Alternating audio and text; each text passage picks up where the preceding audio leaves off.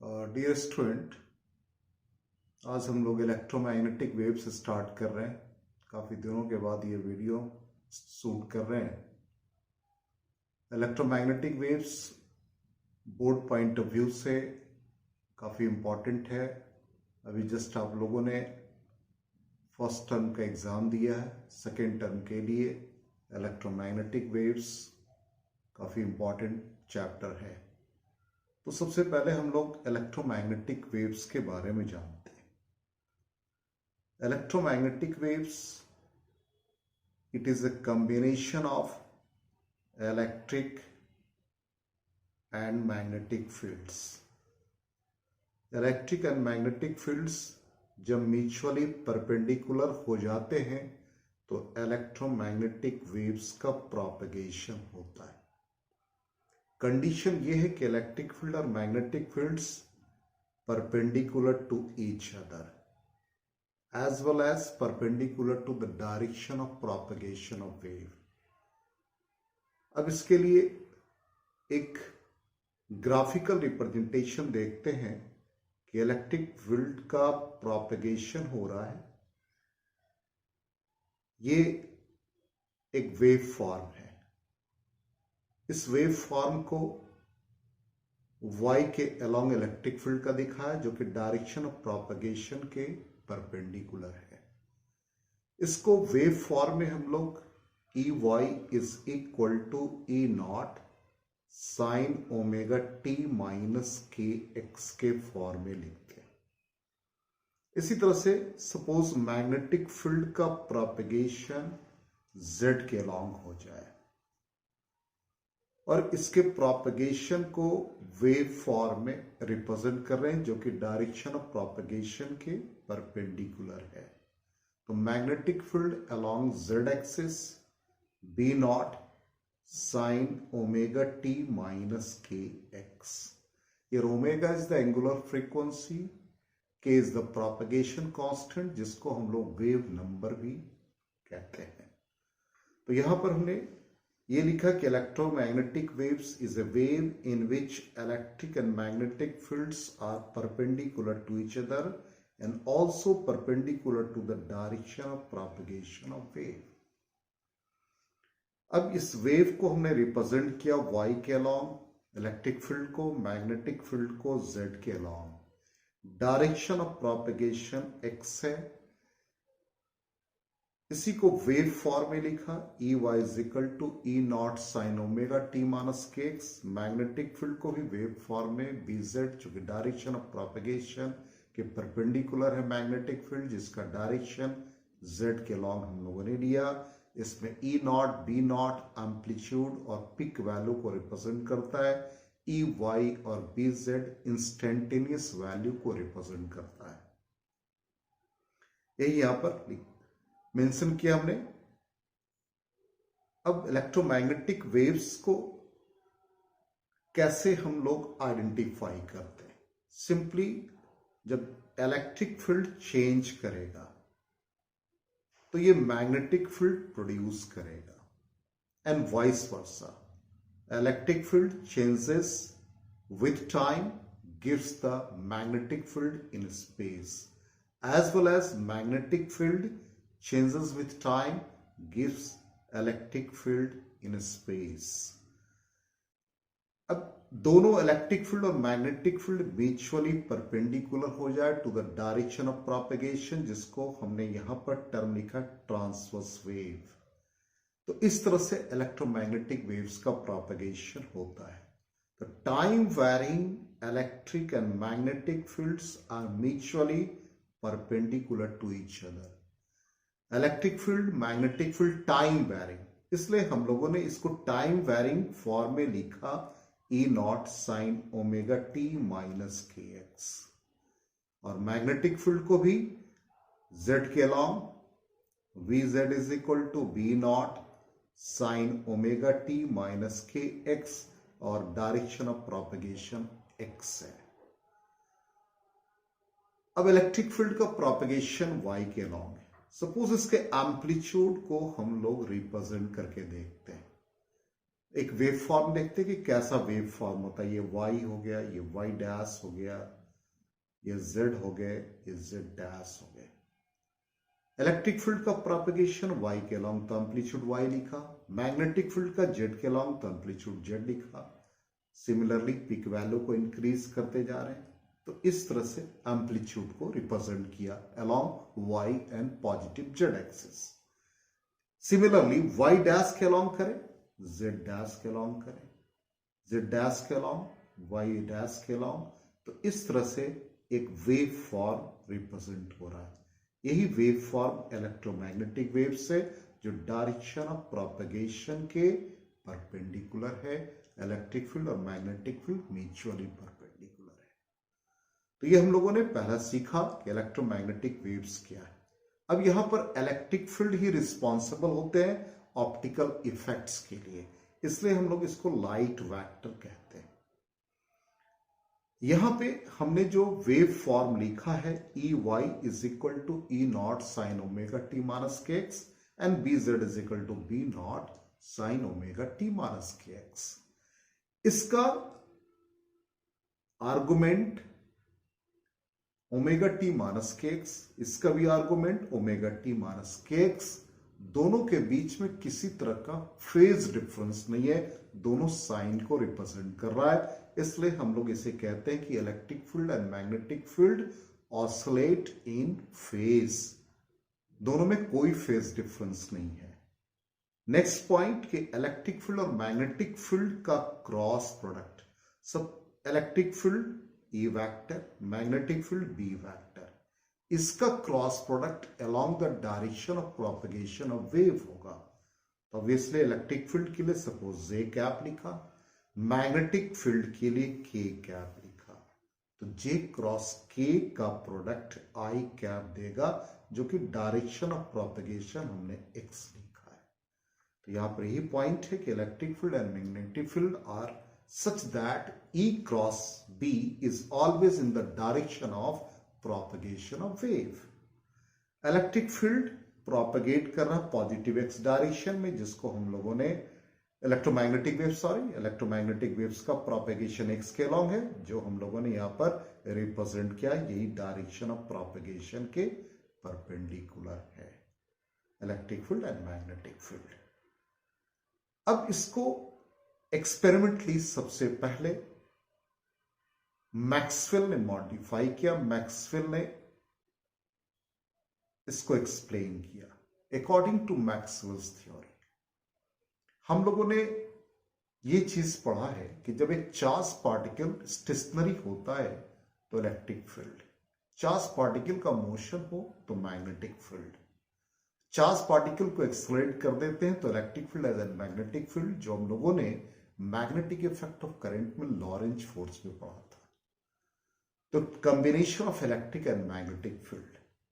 Maxwell ने कहा कि जब करंट का स्टेडी स्टेट होता है, या सिंपली हम लोग कह देते हैं एम्पियर सर्किटल लॉ के according line integral of magnetic field mu naught times the total current. और ये करंट जो हम लोगों ने लिया था, इस करंट को एक कॉइल या एक एम्पीरियल लूप से पास करा के हम लोगों ने देखा था। इसके लिए ये रिलेशन एग्जिस्ट करता था। तो मैक्सवेल का कहना था कि जब इलेक्ट्रिक फील्ड टाइम के साथ चेंज नहीं कर रहा है, तब तो नॉन स्टेडी स्टेट, यदि स्टेडी स्टेट हो गया dq by dt, जो हम लोगों ने फ्लो ऑफ चार्ज पढ़ा, rate of flow of charge dq by dt, तो स्टेडी स्टेट में एम्पियर सर्किटल लॉ फेल कर जाता है। तो इसके लिए मैक्सवेल ने एक मॉडिफिकेशन किया। उस मॉडिफिकेशन के अकॉर्डिंग उसने एक पैरेलल प्लेट कैपेसिटर को चार्ज करते हुए ऑब्जर्व किया।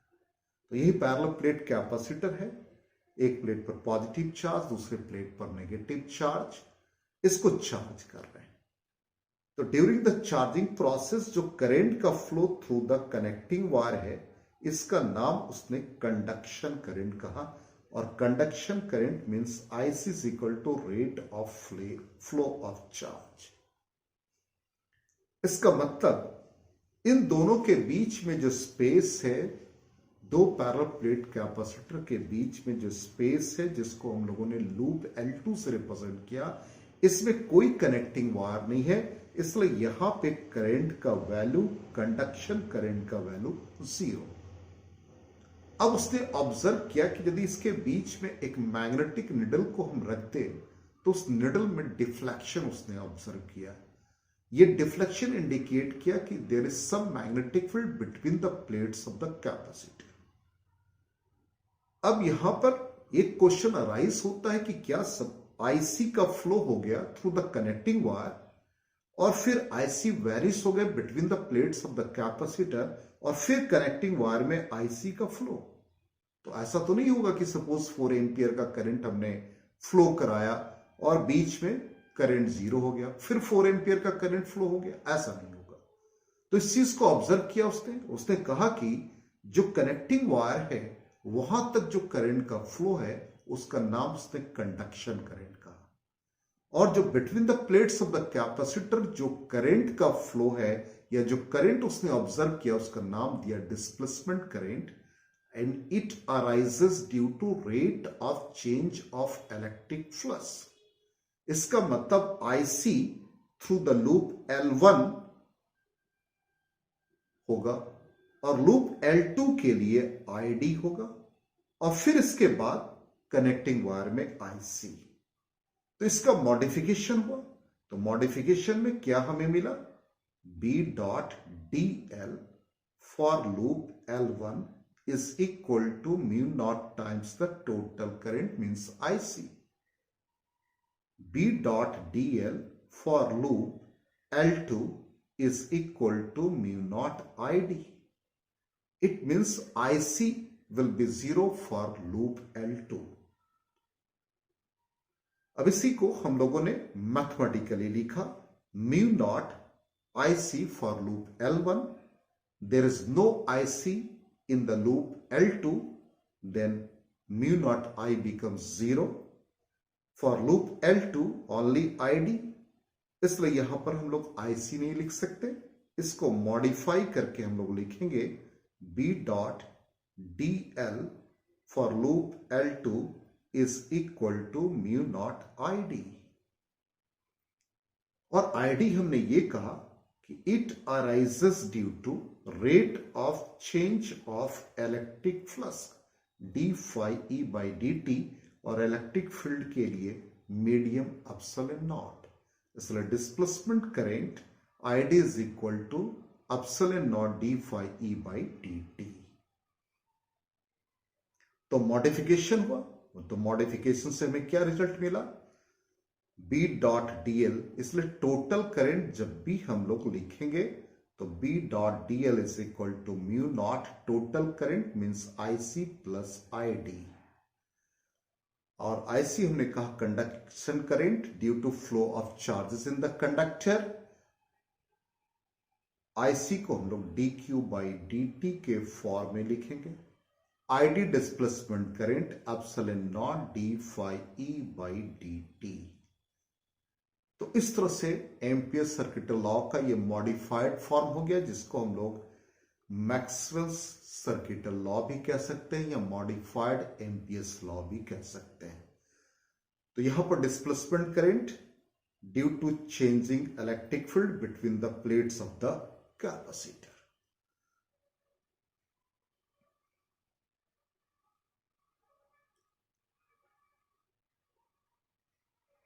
A displacement current, it is the current which comes into existence in addition to the conduction current whenever electric flux changes with time।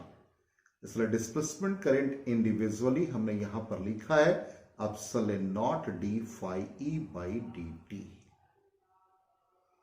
अब यहां पर एक क्वेश्चन अराइज होता है कि is displacement current equal to the conduction current. तो obviously हमने अभी आपको एग्जांपल दिया था कि पैरेलल प्लेट कैपेसिटर को चार्ज कर रहे थे, 4 एम्पियर का फ्लो हुआ, between the plates of the capacitor भी 4 एम्पियर होगा। इसका मतलब कंडक्शन करंट और डिस्प्लेसमेंट करंट न्यूमेरिकली इक्वल होंगे। तो हम लोग मैथमेटिकली देखते हैं क्या डिस्प्लेसमेंट करंट इसके न्यूमेरिकली इक्वल है। तो epsilon not D phi E by d t, epsilon naught rate of change of flux. तो rate of change of flux लिखा है, तो यहां पर फाई इलेक्ट्रिक फ्लक्स हम लोगों ने पढ़ रखा है, electric field into area of the loop. Electric field between the plates of the capacitor sigma by epsilon naught into A. Epsilon naught cancel. हम लोगों ने सरफेस चार्ज डेंसिटी पढ़ रखा, sigma charge per unit area, area से ये cancel हो गया। It is d q by d t which is numerically equal to the conduction current. इसलिए conduction current always numerically equal to the displacement current. Next one, तो जितने भी हम लोगों ने पढ़े उसको हम लोग फ्लक्स के फॉर्म में लिख देते हैं। तो सबसे पहला गॉस लॉ इन मैग्नेटिज्म, जो मैक्सवेल्स इक्वेशंस का फर्स्ट इक्वेशन हो जाएगा। हम लोगों ने पढ़ रखा था E dot ds is equal to Q by epsilon naught, it is the first equation. Second equation B dot ds is equal to 0। हम लोगों ने पढ़ रखा मोनोपोल डज नॉट एग्जिस्ट, एक पोल कभी भी मैग्नेटिक फील्ड के लिए एग्जिस्ट नहीं करता, इसलिए ये B dot ds is equal to 0। तो it is the second equation. Second equation ये हो गया। अब third equation Faraday's law of electromagnetic induction में हम लोगों ने पढ़ रखा है induced EMF, rate of change of magnetic flux. Induced EMF को हम लोगों ने लिखा था line integral of electric field E dot dl। तो obviously E dot dl is equal to minus D phi B by d t. ये third equation हो गया मैक्सवेल्स के। एंड फोर्थ जो हम लोगों ने अभी मॉडिफाई किया एम्पियर सर्किट लॉ, इसमें हम लोगों ने पढ़ा B dot dl is equal to mu naught times the total current means IC plus ID, और ID को लिखा epsilon naught d phi E by dt। It is the fourth equation. तो Maxwell's के 4 इक्वेशंस हैं, ये आपको याद रखना पड़ेगा। ये डायरेक्टली बोर्ड एग्जाम में क्वेश्चन अराइज होता है, राइट मैक्सवेल्स 4 इक्वेशन। अब आप लोग के एग्जाम थियोरेटिकल होंगे तो ऑब्वियसली उसमें एक्सप्लेनेशन भी पूछा जाएगा। अब यहां पे हम लोग पढ़ेंगे sources. What are the sources of electromagnetic waves. एक चार्ज पार्टिकल, इस चार्ज पार्टिकल को आप एक्सेलरेट करते हैं तो accelerated charge electric field as well as magnetic field produce करता है। It means accelerated charge is the source of electromagnetic field. So obviously electric field varies with times, gives the direction of magnetic field in space, as well as magnetic field changes with time, gives the direction of electric field in space. तो charge harmonically oscillate करेगा जिसका frequency of oscillation 1/2 pi under root LC, ये हम लोगों ने LC oscillation में पढ़ रखा है। जब भी कोई चार्ज पार्टिकल हार्मोनिकली ऑसिलेट करता है जिसका फ्रीक्वेंसी ऑफ ऑसिलेशन इसी के न्यूमेरिकली इक्वल होता है। अब यहां पर मैथमेटिकल रिप्रेजेंटेशन इलेक्ट्रोमैग्नेटिक वेव्स का हम लोग पढ़ेंगे। तो ये हमने जो लिखा है फैराडेज लॉ और एम्पियर्स लॉ, इनका सिमेट्रिकल फॉर्म है। Line integral of electric field जो हमने इंड्यूस्ड ईएमएफ के इक्वल लिखा था is equal to rate of change of magnetic flux, a line integral of magnetic field, rate of change of electric flux। अब mathematically हम लोग देखें कि किस तरह से time varying electric field, time varying electric field means del E y by del t, ये आपको मैग्नेटिक फील्ड इन स्पेस देगा, means minus dBz by dx। Second part time varying magnetic field, तो obviously dBz by dt is equal to electric field in space, तो dy by dx। तो सबसे पहले हम लोग ये फाइंड करें जो हम लोगों ने इक्वेशन पढ़ा, Ey is equal to E naught sine omega T minus के एक्स। इससे हम लोग डी ई वाई या del E y by del x find करें, तो E naught cos omega T minus के x into minus k. Similarly magnetic field जो हम लोगों ने लिखा है, Bz is equal to B naught sin omega t minus kx. Then del Bz by del t is equal to B naught cos omega t minus kx into omega. अब इसका value हम लोग इसमें सब्स्टिट्यूट कर दें, तो ये आ जाएगा minus k E naught cos omega T minus के x is equal to minus, यहां पर ये सब्स्टिट्यूट कर दे तो B naught omega cos omega T minus के x. Cos omega T minus के एक्स कैंसिल हो जाएंगे, तो k E naught is equal to B naught omega. E naught by B naught is equal to omega by k, और omega हम लोग जानते हैं 2 पाई न्यू, के propagation constant, wave number 2 pi by lambda, it is nu lambda. Then E naught by B naught is equal to c, it means speed of electromagnetic waves is numerically equal to the peak value of electric field as well as magnetic field। यही हम लोगों ने यहां पर ये result लिखा है। Next one, इसी तरह से मैग्नेटिक फील्ड पोजीशन या स्पेस के रिस्पेक्ट में, तो मैग्नेटिक फील्ड को हम लोग डिफरेंशिएट कर दें विद रिस्पेक्ट टू एक्स, तो minus B naught cos omega T minus के एक्स इंटू के हो जाएगा, और मैग्नेटिक फील्ड के बाद इलेक्ट्रिक फील्ड को डिफरेंशिएट करें विद रिस्पेक्ट टू टाइम, तो E naught cos omega T minus के एक्स इंटू ओमेगा। और इसमें ये सब्स्टिट्यूट कर दें तो लेफ्ट साइड में minus B naught k cos omega T minus के x is equal to minus, ये माइनस साइन है, तो म्यू नॉट एप्सिलॉन नॉट और d E y by d t omega E naught cos omega T minus के x. Cos omega T minus के x cancel हो जाएंगे, तो B naught k is equal to mu naught epsilon naught omega E naught. Mu naught epsilon naught is equal to B naught k divided by E naught omega.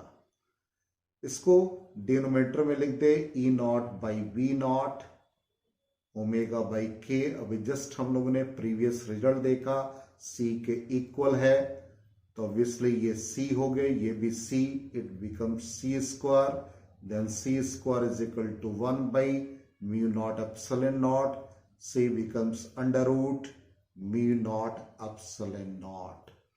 Mu naught epsilon naught का value substitute कर देंगे, तो 4 pi into 10 to the power minus 7, और epsilon naught 8.854 into 10 to the power minus 12। ये सारे वैल्यू को simplify करेंगे तो it becomes 3 into 10 to the power 8 metre पर सेकेंड। तो यही हम लोगों ने सी स्क्वायर का वैल्यू निकाला, और सी का वैल्यू हम लोग यहां से ये फाइंड कर सकते हैं। अब यहां पर प्रॉपर्टीज इलेक्ट्रोमैग्नेटिक वेव्स के, तो अभी जस्ट हम लोगों ने जो देखा वेव फॉर्म, उसके अकॉर्डिंग देखते हैं।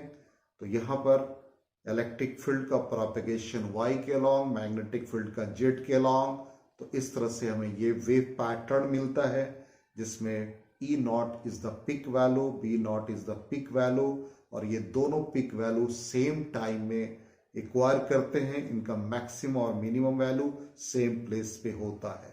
तो फर्स्ट प्रॉपर्टीज हो गए। Second properties, electric field and magnetic field mutually perpendicular to each other as well as direction of propagation के परपेंडिकुलर।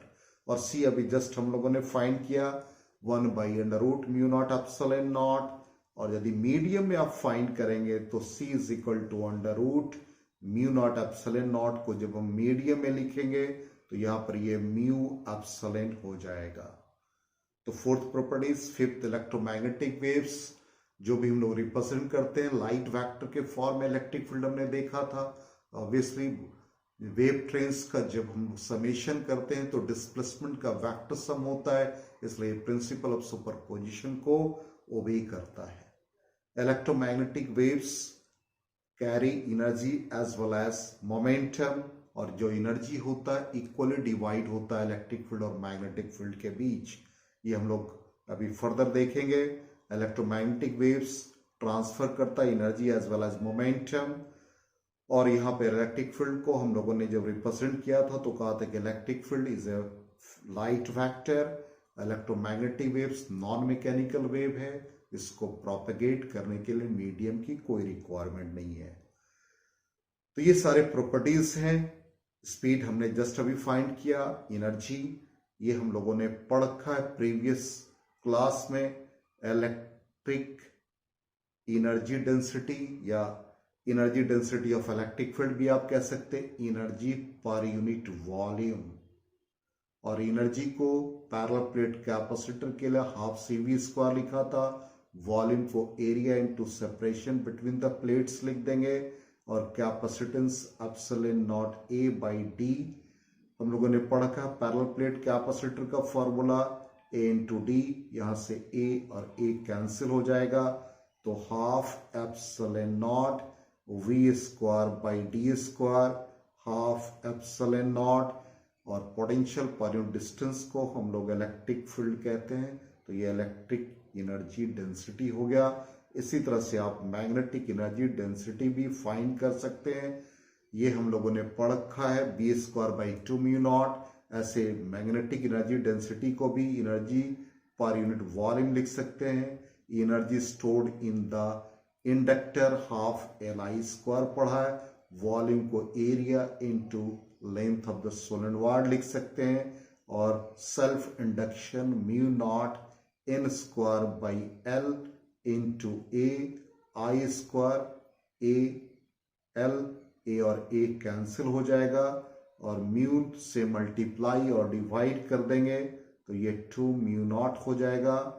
ये n/L I का होल² हो गया। इसको 1/2μ0 लिख देंगे आप। और ये μ0 ni का होल² μ0 ni हम लोगों ने पढ़ रखा magnetic field in the solenoid, तो ये B से रिप्रेजेंट होगा। इसलिए मैग्नेटिक फील्ड के लिए एनर्जी डेंसिटी जब भी आप फाइंड करेंगे तो B²/2μ0। और ये एनर्जी एक दूसरे के इक्वल होते हैं, अभी जस्ट हमने पढ़ा। और यहाँ पे टोटल एनर्जी या एवरेज एनर्जी भी निकालेंगे तो यहाँ पर दोनों का सम करेंगे तो ½ ε0E² ½ B²μ0। अब ये दोनों न्यूमेरिकली इक्वल होते हैं। सपोज हम इलेक्ट्रिक एनर्जी डेंसिटी की बात करें तो ½ एवरेज फॉर्म में लिखते हैं, ये हम लोग लिखेंगे। और अभी जस्ट हम लोगों ने पढ़ा C speed of light E0/B0 या स्पीड ऑफ इलेक्ट्रोमैग्नेटिक वेव्स। तो यहां से हम लोग इसको सब्स्टिट्यूट कर दें तो ये रिजल्ट आएगा। तो ये ½ ε0C² और B0² हो गया। इलेक्ट्रिक फील्ड का वैल्यू डाल दिया इस फॉर्म में। तो हमें ये प्रूफ करना है कि ये दोनों न्यूमेरिकली इक्वल हैं। C² को 1/μ0 ε0 लिखते हैं, ये B² हो गया B0², ε0 कैंसिल हो जाएंगे तो फाइनली B0²/2μ0। इसलिए ये मैग्नेटिक एनर्जी डेंसिटी के न्यूमेरिकली इक्वल होता है। तो आज हम लोगों ने इलेक्ट्रोमैग्नेटिक वेव्स पढ़ा, इलेक्ट्रोमैग्नेटिक वेव्स के प्रॉपर्टीज पढ़े, एनर्जी के बारे में पढ़ा, और नेक्स्ट क्लास में हम लोग मोमेंटम, हार्ट्ज एक्सपेरिमेंट, इनके बारे में स्टडी करेंगे। Thank you very much.